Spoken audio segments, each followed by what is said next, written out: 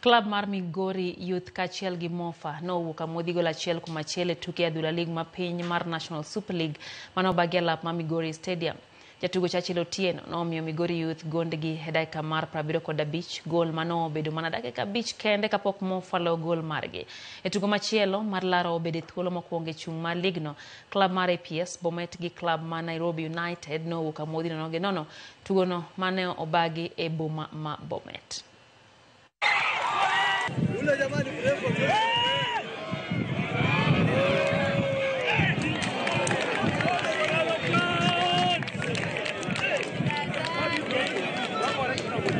Kupata draw sio mbaya kwa sababu nilikuwa nacheza na timu nzuri.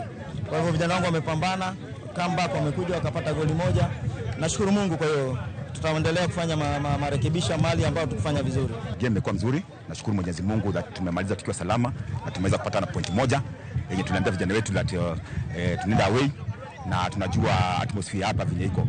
So tukasema to protect our one point as much as tunatafuta point mbili, na tunashukuru tactically vile tuliongea, tulipanga game, tulipanga approach yetu ya game na imefanyika hivyo.